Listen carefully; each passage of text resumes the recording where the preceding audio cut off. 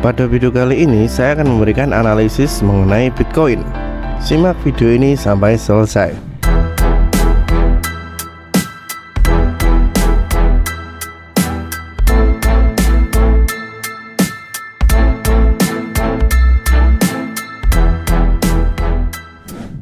Jika diperhatikan, Bitcoin sudah membentuk suatu pola yang bisa kita jadikan acuan ke depan ya, dimana di sini ada resisten pada level ini.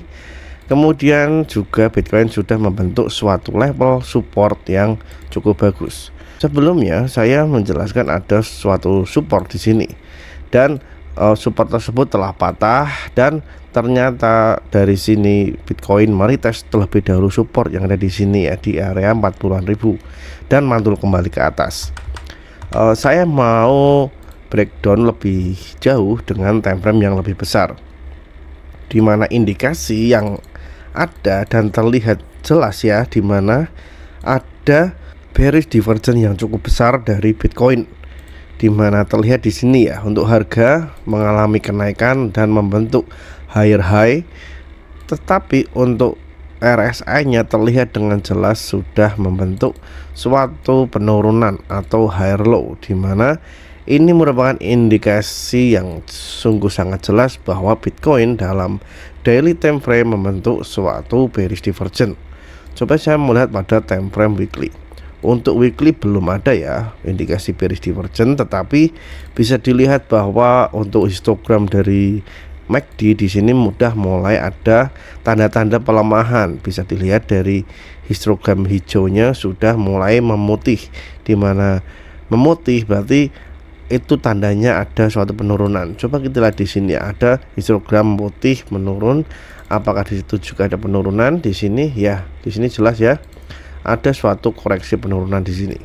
Jadi saya masih meyakini dan lebih yakin ya bahwa harusnya Bitcoin koreksi terlebih dahulu, tetapi tidak selalu seperti itu. Kadang juga dengan berbagai fundamental yang ada, tiba-tiba Bitcoin mampu breakout. Jadi semua bisa terjadi, tetapi untuk atau berdasarkan indikasi yang ada di sini dengan jelas bahwa Bitcoin dalam daily time frame dengan jelas telah membentuk suatu bearish divergence ya. Itu poin yang pertama dan utama ya. Kemudian saya mau coba lihat di time frame monthly ya. Untuk monthly time frame di sini juga sungguh cukup jelas bahwa ada suatu resisten area di area ini ya. Ini merupakan resisten area, di mana resisten di sini cukup terpaut cukup jauh, mulai dari sekitar 37.000 sampai area 45.000 atau 6.000 ya, 46.000. Di sini merupakan resisten yang cukup kuat bagi Bitcoin. Dan sekarang dalam time frame monthly di sini Bitcoin sedang berada pada area resistennya ya, dimana ketika dalam area resisten berarti tidak cukup dengan mudah untuk langsung lanjut, harus ada suatu konsolidasi terlebih dahulu. Mungkin di area ini Bitcoin bisa melakukan suatu konsolidasi area ya, mungkin TikTok di area ini mungkin semacam ini bisa jadi ya, membentuk suatu nanti bull flag atau semacamnya bisa juga. Tetapi jika mengacu pada analisis yang ada atau indikasi yang ada, di mana pada daily time frame di sini ada suatu bearish divergence ya pada RSI-nya, maka seperti video saya sebelumnya, ada potensi dari suatu level koreksi, di mana level koreksi tersebut kita mungkin bisa memakai dua acuan ya. Yang pertama kita pakai jarak dekat di sini. Di sini ada area koreksi potensial dari Bitcoin ke depannya, yaitu di area 32.500 atau 34.800. Di area ini bisa menjadi area golden pocket untuk koreksi Bitcoin selanjutnya.